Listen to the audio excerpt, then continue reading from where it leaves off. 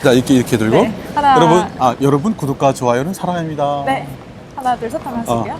하나, 둘, 셋. 네, 안녕하세요. 한국법TV입니다. 오늘은 법무법인 한결의 김광중 변호사님을 모시고 상법 개정안 인터뷰를 진행해 보도록 하겠습니다. 먼저 자기소개 한번 부탁드릴게요. 네, 안녕하세요. 저는 김광중 변호사라고 합니다. 투자자들을 위한 소송을 주로 많이 하고 있어요. 투자자들이 억울하게 피해를 입으면 그걸 구제하는 손해배상을 하든 뭐 부당한 행위를 막던가 뭐 이런 소송을 하고 있습니다. 이번에 상법 개정을 하는 것이 제가 생각했을 때는 첫 번째로는 그런 피해가 발생하지 않게 미리 막아주는 그런 의미가 있고, 또 두 번째로는 그렇게 해서 부당한 피해를 입었을 때 그것을 구제해주는 그런 측면에서도 필요하다, 이렇게 생각이 됩니다. 일단 우리가 감사위원 분리선출 참 말이 어려워요, 그죠? 어려운데 뭐 쉽게 얘기하면 우리가 이사나 감사 이런 임원들은 결국 주주총회에서 선임을 하니까 결국에는 대주주, 지배주주가 원하는 사람이 앉게 된단 말이에요. 근데 감사의 역할이라는 것이 이사가 경영을 잘 하는지, 회사에 손해를 끼치는 행위를 하는 게 아닌지, 그런 거 할 것 같으면 못하게 막고, 이런 게 감사의 역할이잖아요. 근데 이사나 감사나 다 똑같이 지배주주가 원하는 사람이 앉으면 그 역할을 제대로 할 수가 없는 거죠. 그동안 우리나라 뭐 기업들에서, 여러분도 언론에서 보셔도 아시겠지만, 뭐 감사가 뭘 해서 막아서 뭐 부당하게 없어졌다 이런 거 본 적 있으세요? 없어요. 왜? 다 똑같은 그 사람이 선임한 사람인데, 예를 들어서 우리 아버지가 대주주야, 회장이에요. 큰아들 이사로 앉히고 둘째 아들 감사로 앉혀요. 그러면 둘째 아들이 아버지랑 형을 감시를 제대로 하겠어요? 그러니까 여기서 문제가 있는 거예요. 그러니까 감사는 정말 그 회사를 제대로 운영하는지, 이사가 잘하는지 잘 지켜볼 수 있는 사람을 선임을 해야 되는데, 지금은 그게 아닌 거예요. 물론 뭐 3% 이상은 의결권 행사 못하게 하는 일부 장치가 있긴 하지만 여전히 그게 제대로 기능하지 않기 때문에 이번 상법 개정에서는 좀 더 감사가 그런 역할을 할 수 있는 그런 제도를 만들자. 그래서 감사할 위원은, 감사할 이사는 따로 뽑자. 이게 얘기예요. 감사위원 분리선출이라는 게. 그러니까 그렇게 되면 감사위원이 예를 들어서 난 분리선출이 된 사람이에요. 근데 지배주주가 날 선임을 한 사람이 아니잖아요. 네. 대주주가 날 시킨 사람이 아닌 거예요. 그러니까 난 내 역할에 따라서 할 수 있는 거죠. 그러니까 지금 이제 재계에서 그러면, 아니 그렇게 하면 경영권에 간섭을 한다 뭐 이런 얘기를 많이 하는데, 네. 그거는 걱정할 게 아닌 것이, 그렇게 해봐야 그렇게 들어가는 사람 한 명, 두 명이에요. 회사에서 이사회에서 의사 결정을 하는 거는 다수결이잖아요. 네. 다수결.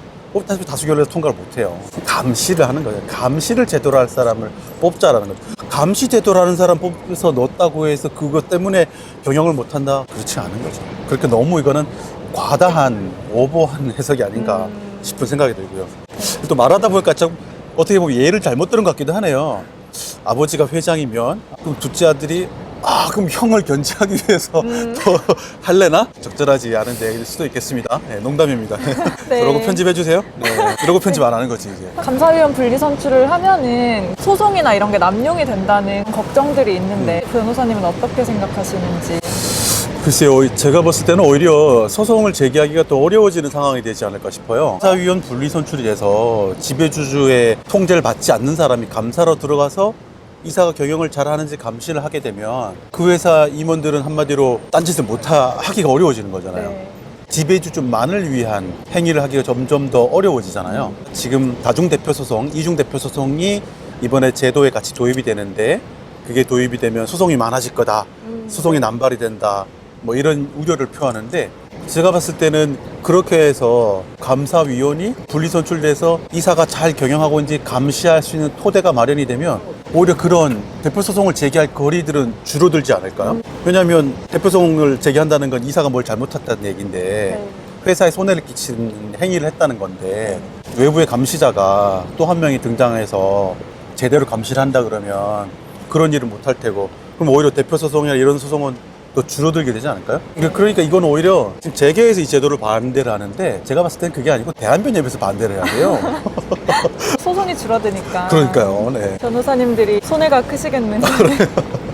재계는 오히려 장기적으로는 이거는 제가 봤을 때 뭐 당장은 간섭이라고 생각하시겠죠. 뭐 그동안 감시 제대로 안 받다가 표현을 그렇습니다만 마음 편한 대로 경영하다가 누가 옆에서 내가 친하지 않던 사람이 붙어가지고 나 일 잘하는지 계속 쳐다보고 있으면 껄끄럽겠죠. 싫겠죠. 그 심정 충분히 이해하죠. 그렇지만 그렇게 해서 우리가 다르잖아요. CCTV 있을 때 하고 CCTV 없을 때 다르잖아요. 우리가 수술실에 CCTV 넣어야 된다고 우리 국민적인 여론이 그거잖아요. 왜냐?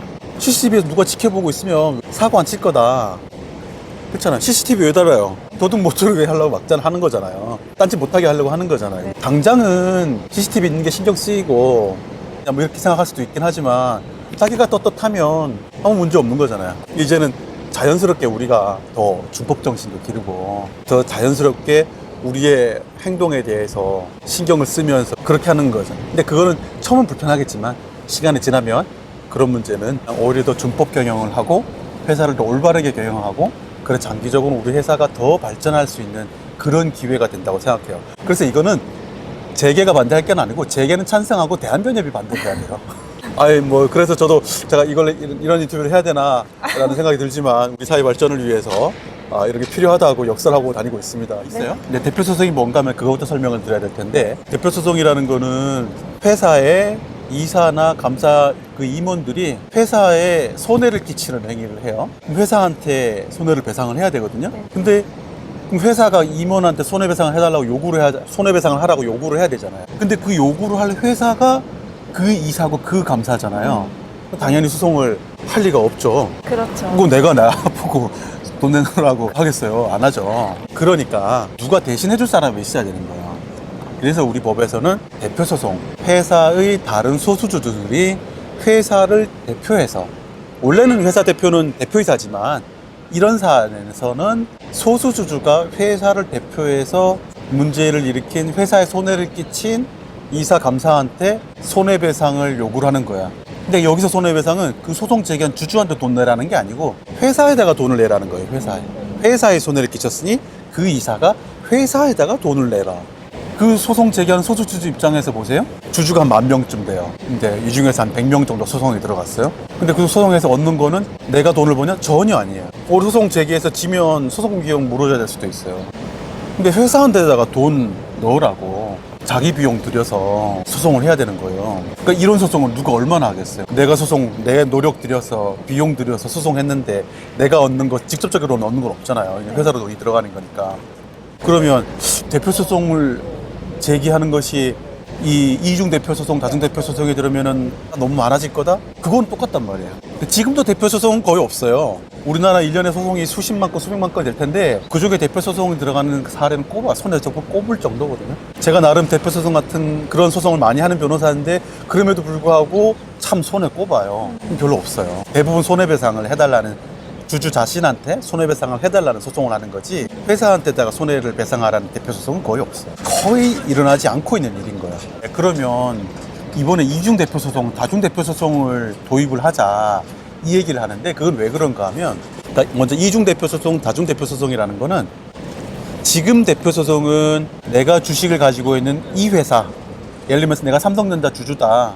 그럼 삼성전자 임원이 삼성전자 회사에다가 손해를 배상해라 요 소송을 말하는 거고요. 이중 대표 소송, 다중 대표 소송이라는 거는 삼성전자의 자회사, 나는 삼성전자 주주인데 삼성전자의 자회사 임원이 뭘 잘못했어. 그럼 삼성전자 자회 회사에다가 배상을 해라라는 것을 모회사 주주가 할 수 있게 해준다는 거예요. 그럼 이제 그런 의문이 들 수 있어요? 아니 그거는 자회사 주주들이 하면 되는 거 아닌가? 그걸 왜 굳이 모회사 주주들까지 할 수 있게 해줘야 되지? 이런 의문이 들 수 있어요. 근데 첫 번째로는 예를 들면 자회사 주주가 100% 모회사다 그러면 소송을 제기할 주주가 없잖아요. 그래서 첫 번째는 이런 문제가 또 있어요. 또 두 번째, 그 자회사의 주주가 그렇게 제기할 사람이 없어서 자회사에 손실이 끼치면 그 자회사 손실은 곧 모회사의 손실로 돌아오게 되죠. 연결 재무제표에서 작성 대상이기도 하고 그죠? 네. 보통은. 그러면 모회사 주주 입장에서도 직접적으로는 아니지만 간접적으로는 모회사 주주한테도 피해가 돌아오는 거예요. 그러니까 모회사 주주도 그러면 모회사 임원이 나서서 너네 자회사 이런 거 하지 마. 너네 잘못하고 있는 거니까 너네 배상하고 이렇게 하면 좋은데 그게 또 그럴 리가 없잖아요. 네. 그 자회사 임원은 누가 선임해요? 모회사 임원들이 선임했거든요. 내가 아는 사람을 이렇게 앉혀놨는데 내가 아는 사람이 잘못했어. 소송을 제기할 리가 없어요. 그러면 100% 자회사는 소송을 제기할 주주가 없기 때문에 꼭 필요해요. 그죠? 이제 확인이 됐어요. 네. 그러면 자회사의 지분이 100%는 아닌 거예요. 자회사 지분을 한 70%쯤 갖고 있어요. 그럼 나머지 30%는 할 수 있지 않느냐. 나머지 30% 소수주주가 하면 될 거 아니냐. 이렇게 얘기를 할 수 있잖아요. 그죠? 근데 모회사는 70%인데 예를 들어서 그 100% 가지고 있는 자회사만 이중대표 소송을 하게 한다. 이러면 문제가 생기는 거예요. 방금 말씀드렸던 것처럼 70% 30%인데 나머지 30%가 지배주주 일가가 가지고 있는 거예요. 회장님이 가지고 있는 거예요. 회장님 친구가 가지고 있어요. 할 리가 없잖아요. 네. 안 되는 거예요. 그러니까 이중대표 소송이 필요할 수밖에 없는 거예요. 그럼 소송이 흘러넘치냐? 그럴 리가 없어요. 아까 말씀드렸듯이 대표 소송을 해도 내가 주식 가진 그 회사 대표 소송을 해도 나한테 직접적으로 돌아오는 게 없는데 자회사에 손실 끼친 소송을 이중대표 소송, 손자회사 그 한 단계 더 내려가는 회사 임원들 소송하는 거 한 번, 두 번 더 간접적인 거잖아요. 모회사 소수주주 입장에서는요. 네. 그런 모회사 소수주주가 얼마나 되겠어요? 많지 않거든요. 거의 없어요. 근 20년 동안에 다 합쳐봐야 100건도 안 돼요. 엄청 작아요. 아주 적습니다. 네. 그러니까 이거는 걱정할 그런 문제는 아니고 아까 말씀드렸던 건 CCTV 네. 그냥 내가 좀 더 깨끗하게 올바르게 정당하게 경영할 수 있는 그냥 CCTV 하나 정도 더 달아준다 이 정도로 생각하는 게 맞을 거예요. 그럼 또 그런 생각을 할 수 있어요? 아니 그렇게 별 필요 없는 거 왜 해요? 소송 제기 안 한다면서요? 그럼 제도를 왜 만들어요? 이런 의미 들 수 있어요. 그죠? 그렇지만 CCTV 달았다고 해서 모든 CCTV가 항상 범죄 현장을 포착하는 건 아니잖아요. 강도가 있었어, 절도가 있었어요, 도둑이 있었어. 그럼 그때 그 CCTV가 작동을 하는 거예요. 기능하잖아요. 그 CCTV로 증거를 잡는 거잖아요. 네. 이건 거죠. 평상시에는 아무 문제 없으면 괜찮은데 뭔가 문제가 생겼을 때 그것을 바로잡는 수단을 마련하는 거고 그것은 또 평상시에 그런 일이 일어나지 않게 하는 CCTV 역할을 하는 거죠. 그래서 이중대표 소송, 다중대표 소송 제게 여러분 걱정하실 거 없습니다. 그리고 뭐 이거 이제 언론들에서는 야 이거 하면 마치 임원들이 일을 제대로 못 해가지고 우리나라가 망할 것처럼 회사들 다 망하고 막 우리나라 경제가 무너질 것처럼 얘기하는데 제가 책임을 못 집니다만 장담컨대 그런 일 없습니다. 절대로 일어나지 않을 일이라고 저는 생각합니다. 네. 네. 이번에 상법 개정 이 정도만 하면은 큰 문제가 없을까요? 아니, 아직도 우리 제도가 문제가 있는 것들이 많이 있습니다. 예를 들면 지금 생각나는 거 하나 말씀을 드리면 우리가 소수주주들은 주식을 가지고 있다가 강제로 대주주, 지배주주에서 쫓겨나는 경우가 생겨요. 쫓겨나는 경우가 생기는데 예를 들면 우리가 지금 제도에서도 95% 이상의 주식을 가지고 있는 지배주주가 있으면 나머지 5% 미만 가지고 있는 주주들은 강제로 주식을 매수를 할 수가 있어요. 그럼 이제 매매 금액을 정하는 게 문제인데 요거는 서로 합의하고 합의가 안 되면 법원에서 결정하는 절차가 마련이 돼 있어요. 제도가 있어요. 이거는 이제 이 정도쯤 되면 자 주식을 강제로 팔고 쫓겨나가는 마당이면 가지고 있던 주식이라도 제값을 받아야 되잖아요. 네. 그러니까 이렇게 법원을 통해서 공정하게 결정을 하는 제도가 마련이 돼서 이거는 괜찮아요. 근데 이게 마련이 안 된 경우가 많이 있어요. 예를 들면 주식 병합을 해요. 회사가 발행 주식이 10,000주인데 전체가 발행 주식 총수가 10,000주인데 이거를 1000대 1로 합치는 거예요. 할 수 있거든요. 네. 우리 지금 상법에서는 제한이 없어요. 10,000주를 10주로 만들어 버릴 수 있어요. 그러면 1000주를 가져야 한 주를 받는 거죠. 네. 그죠? 그러면 990주 가진 사람은 어떻게 되느냐? 쫓겨나는 거죠. 한 주, 1000주가 아니기 때문에.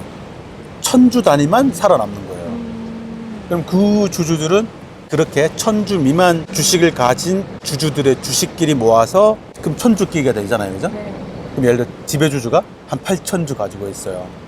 그럼 자기는 8주를 갖죠. 그죠? 네. 나머지 소액 주주들이 2000주를 가지고 있어요. 그걸 다 합쳐서 2주가 되죠. 그죠? 그럼 그 2주를 파는 거예요. 팔아서 돈이 생기잖아요. 그 돈을 그 2000주 가신 주주들한테 나눠주는 거예요. 자, 그러면 관건은 이거죠. 그 2000주 2주를 제값을 받고 팔아야 되는 거예요. 이게 제일 중요한 문제가 되죠. 그죠? 네.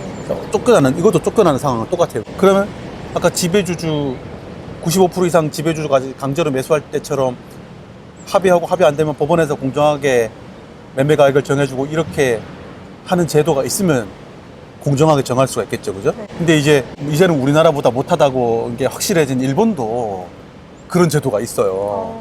주식 병합에서 쫓겨나면 쫓겨나는 주주 제값이라도 받으라고 그 매매 금액을 법원에서 결정할 수 있는 절차가 마련이 돼 있어요. 근데 우리나라는 그게 없어요. 그럼 이런 일이 벌어지는 거예요. 그 두 주를 경매를 넣는 거예요. 근데 경매는 예를 들어서 그 가격이 한 주당 얼마가 책정을 하고 그걸 시작해서 경매를 하잖아요. 그죠? 아무도 응찰 안 하면 내려가고 아무도 안 사면 계속 떨어지는 거예요. 근데 보세요. 1000대 주식병합해서 쫓겨나는 주주들이잖아요. 그 쫓겨나는 주주의 주식인 거예요. 그럼 나머지 80% 가지고 있는 지배주주가 또 합칠 수 있어요. 내가 경매 응찰해서 두 주를 받았어요. 근데 그 지배주주가 이제 8주, 자기 8주, 소수주주 한 명 2주가 됐잖아요. 이거 또 합치는 거예요. 5대1. 8대1 합쳐도 돼요. 지금 우리나라 상법상 제한이 없어요. 8대1로 합쳐도 돼요. 그럼 나 한 주, 나머지 2주 너는 끝, 아웃. 그러니까 그걸 누가 사요? 아무도 안 사겠지. 왜 사요, 그거를? 네. 사면 다시 쫓겨날 수도 있고. 그럼 내가 그거 제값받고 팔 방법도 없는데 그걸 왜 사요? 그 가격이 자꾸 떨어지는 거야. 그러면 이제 지배주주가 나서서 저렴한 가격에 살 수가 있어요. 지배주 내 이름으로 사기 뭐 하면 뭐 친인척 이름으로 사고 뭐 다른 회사 적당한 회사 세워서 사면 돼요. 그럼 나머지 20% 소액주주 주식을 완전 정말 헐값에 막 진짜 10% 20% 가격에도 살 수 있는 거예요. 제도상으로 가능한 거예요. 너무 불합리하지 않아요? 강제로 쫓겨나는데 돈이라도 제값을 받아야지, 기회라도 줘야지. 그렇게 하는 절차에서 소수주축 할 수 있는 거 아무것도 없어요. 그래서 이런 게 소송이 좀 제도가 너무 불합리해서 저희가 이런 주식병합 하는 게 부당하다. 그래서 주식병합 무효의 소송을 제기했는데 대법원에서도 그렇게 해도 된다고 합니다. 지금 제도상으로는 대법원까지 가서 졌습니다. 안타깝게 졌는데 이제 남은 방법은 그밖에 없는 거예요. 상법을 바꿔야 되는 거예요. 이게 강제로 쫓아내려면 돈이라도 주식이라도 제값을 줘라. 그렇게 받을 수 있게 절차라도 마련이 돼야 되는 거예요. 상법 개정 아직 갈 길이 멉니다. 갈 길이 멀고 할 게 많습니다. 지금 하고 있는 그 상법 개정 시도하는 제도들은 아주 최소한인 거고 그렇습니다. 그리고 이런 상법 개정을 해야 된다고 주장하는 정치인들, 법무부, 뭐 우리 변호사, 법조 관계자들, 우리 포럼 회원분들 당장에 내 개인적인 이익을 갖고자 하는 건 아니에요. 아까 말씀드린 오히려 변호사 입장에서는 소송이 줄어들어서 안 좋아요. 농담입니다. 네. 저 그런 사람 아니에요. 네. 네, 하여튼 그렇습니다. 우리가 공정한 사회를 만들기 위해서 꼭 필요한 법이다. 공정한 것은 우리가 대학교 입시할 때만 공정한 게 필요한 게 아닌 거잖아요. 우리 투자할 때도 우리 재산을 지키기 위해서도 거기에도 공정한 제도와 절차는 꼭 마련이 되어 있어야 되고 이번 상법 개정은 그 최소한이다 라고 말씀드릴 수 있겠습니다. 네, 감사합니다. 여러분, 구독과 좋아요는 사랑입니다. 우리가 이런 거 효과 있나 모르겠다. 안녕하십니까. 네.